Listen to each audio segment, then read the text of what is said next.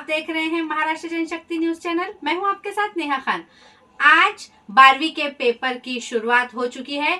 Copy मुक्त अभियान के तहत आज ड्रोन कैमरे का इस्तेमाल कर परीक्षा केंद्रों पर नजर रखी गई। आज पुलिस आयुक्त इनके आदेश पे पुलिस उपायुक्त और पुलिस आयुक्त गुन्हे इनके मार्गदर्शन में कॉपी मुक्त परीक्षा होने के लिए छत्रपति संभाजीनगर आयुक्तालय हद में स्कूल और महाविद्यालय यहाँ पर पुलिस ऑपरेटर इनकी तरफ से ड्रोन पेट्रोलिंग की गई। इसके आगे भी एग्जाम के हर दिन ड्रोन की तरफ से पेट्रोलिंग की जाएगी। राष्ट्रीय रिपब्लिकन पक्ष की ओर से आदर्श महिला नागरिक सहकार बैंक के मामले को लेकर आमरण उपोषण किया गया। आज आम्ही लोकशाही मार्गाने राष्ट्रीय रिपब्लिकन पार्टी यांच्या मार्फत जिल्हाधिकारी कार्यालय छत्रपती संभाजीनगर यांच्या समोर आमरण उपोषणाला बसलेलो आहोत। आदर्श महिला बँकेमार्फत रंजना विठ्ठल शेळके यांनी व त्यांच्या पतींनी 7.5 लाख रुपये शेतीवर कर्ज घेतले होते 2014 मध्ये।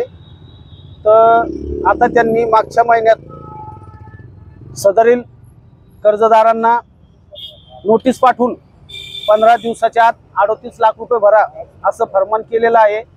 तरी जे विठ्ठल शेळके होते यांचं मागच्या वर्षी ह्या टेन्शनमध्ये निधन झालेलं आहे।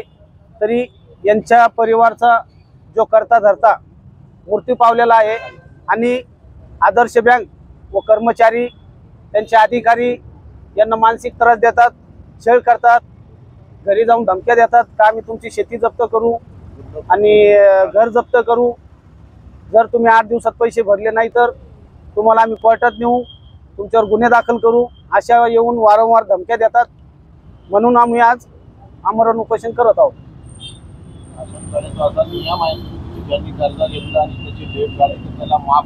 हाँ, तर मग आम्ही प्रशासक जिल्हाधिकारी साहेब या कमिटीवर अध्यक्ष असून जिल्हाधिकारी साहेबांना आमची विनंती आहे का विठ्ठल शेळके यांचं या टेन्शनमध्ये मृत्यू झालेला आहे, त्यांना 50 लाख रुपये आर्थिक बँकेतर्फे मदत करण्यात यावे अशी आम्ही त्यांना विनंती करतो।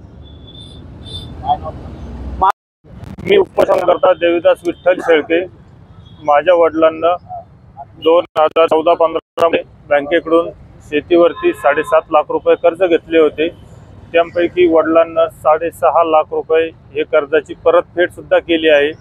तरी सुद्धा बँक मला 38 लाख रुपये येणे बाकी अशी नोटीस पाठवत आहे व मानसिक त्रास देत आहे।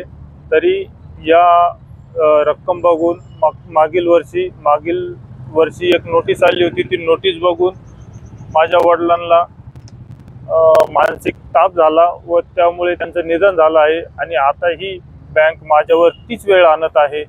तरी मी जिल्हा अधिकारी कार्यालयासमोर उपोषणास बसेल आहे व कार्यालयातील अधिकाऱ्यांना अशी विनंती करतो की लवकरात लवकर यामधून मला तडजोड करून मला सहकार्य करावं अशी विनंती। देविदास विठ्ठल शेळके। हो, वडील होते माझे। हो, त्यांनी कर्ज घेतलं होतं।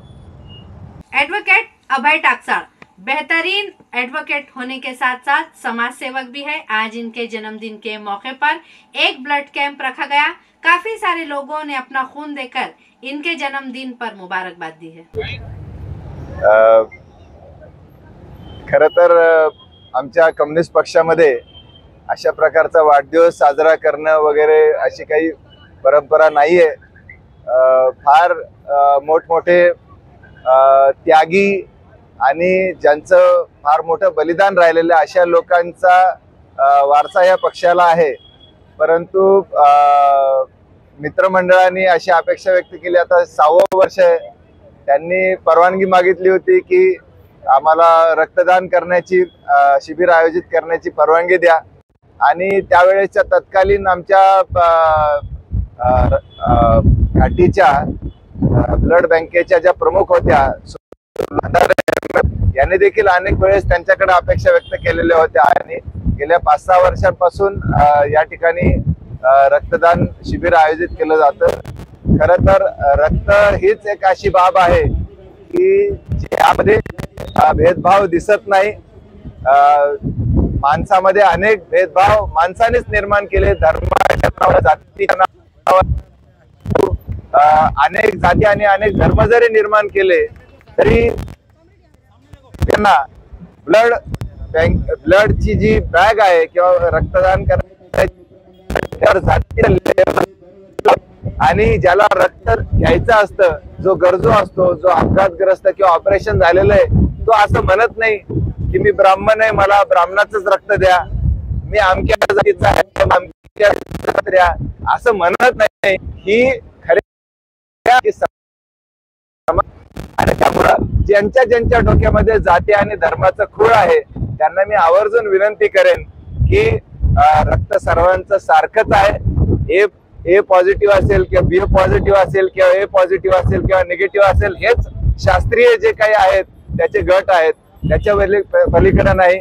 त्यामध्ये स्त्री पुरुषाचा पण भेदभाव नाही. त्यामुळे आपण जास्तीत जास्त लोकांनी रक्तदान केलं पाहिजे असं आवाहन मी आपल्या सगळ्यांना करतो. आणि या ठिकाणी माझे मोठे बंधू मिलिंदजी दाभाडे नगरसेवक आणि ज्येष्ठ सामाजिक कार्यकर्ते हे माझ्या पाठीशी कायम तर आहेतच, परंतु तेच आमचे आदर्श आहेत आणि त्यांच्या पाऊल खुणांवरच आम्ही चालण्याचा प्रयत्न करत असतो. सर्व मित्रांनी ज्या काही शुभेच्छा दिलेल्या आहेत आणि ज्यांनी रक्तदान केलं त्या सगळ्यांचं मी आभार मानतो. आणि कायम तुमच्या आपल्याकडून जे चांगलं काय आहे ते मी आपल्या सगळ्या मित्रांकडून शिकलेलो आहे आणि जे काही वाईट आहे ते माझं स्वतःच आहे. त्यामुळं उर्वरित आयुष्यामध्ये लोकांच्या जर कामी आलो तरच मी स्वतःला भाग्यवान समजेन. धन्यवाद.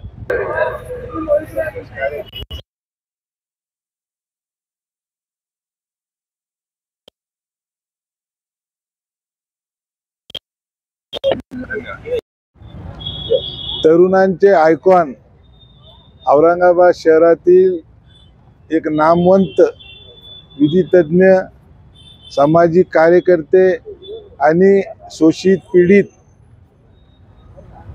अन्यायग्रस्त लोकांसाठी अर्ध्या रात्री धावून जाणारे आणि या जनरेशन मधले अतिशय अभ्यासू, संयमी, आक्रमक असे आमचे स्नेही मित्र, आमचे बंधू अभयजी टाकसाळ यांचा आज वाढदिवस आहे. त्यांच्या वाढदिवसानिमित्त त्यांच्या सर्व सहकार्याने अतिशय चांगला उपक्रम या ठिकाणी राबवलेला आहे. रक्तदान सर्वश्रेष्ठ दान, हे रक्तदानाचा कार्यक्रम घेऊनही त्यांनी वाढदिवसाच्या दिवशीही समाजा उपयोगीच असा कार्यक्रम त्यांनी घेतलेला आहे. अलीकडे आपण बघतो की वाढदिवसानिमित्त रस्त्यावर उभं राहून तलवारीने केक कापणं, डीजे लावणं, परंतु आमचे अभय भाऊजी हे यांना सामाजिक भान असल्यामुळं आणि ते त्यांच्यामध्ये समाजाविषयी तळमळ असल्यामुळं त्यांनी या ठिकाणी रक्तदान शिबिराचा कार्यक्रम त्यांच्या कार्यकर्त्यांनी घेतलेला आहे. मी त्यांना वाढदिवसानिमित्त मनापासून शुभेच्छा देतो आणि त्यांना या आपल्या माध्यमातून अभय भाऊला विनंती करतो की आपण या शहरामध्ये सर्व तरुणांना एकत्र करून तुम्ही तुमच्या पक्षाचं काम करीत आला आहात, पुढेही करावं, परंतु एक सर्वपक्षीय किंवा एक नॉन पॉलिटिकल एक असं संघटन आपण करावं आणि या शहराच्या ज्या ज्या समस्या आहेत, अन्य अत्याचार असतील किंवा नागरी समस्या असतील, श्रमिकांचे तर ते लढे देतच असतात, परंतु अन्य अत्याचारासाठी त्यांनी आताही ते लढतात, परंतु एक सर्वपक्षीय आंबेडकरवादी किंवा मग संविधानवादी, जे संविधानावर जे लोक प्रेम करतात अशा लोकांना एकत्र करून त्यांनी एक मोठा लढा या शहरामध्ये आणि जिल्ह्यामध्ये उभारावा. आम्ही सदैव त्यांच्या पाठीशी आहोत. तरुणांमधला एक अभ्यासू आणि जो भविष्यामध्ये आजही ते नेतृत्व करतात, पण भविष्यामध्ये एक मोठं नाव या शहरामध्ये आणि संपूर्ण शहराचं नेतृत्व त्यांनी करावं असं या ठिकाणी मी त्यांच्याकडून अपेक्षा व्यक्त करतो. ते ज्या परिवारातून आलेले आहे त्या परिवाराला मोठी संघर्षाची पार्श्वभूमी आहे आणि अभयजी जे आहेत त्यांचे जे संस्कार आहेत त्यांना ते वारसा हक्काने आलेले आहेत आणि फक्त वारसा हक्क मिळून चालत नाही, तर स्वतः त्यांचंही मोठं योगदान, त्याग आहे, समर्पण आहे. अशा लढवाया तरुण योद्ध्याला आज मी त्यांच्या जन्मदिनी शुभेच्छा देतो आणि त्यांना शब्द देतो की आम्ही सदैव तुमच्या पाठीशी आहोत. आपण आपला लढा चालू आहे, त्याला आणखी व्यापक करा. आम्ही जिथे जिथे आमची गरज पडेल आम्ही तुमच्या पाठीशी उभे राहू.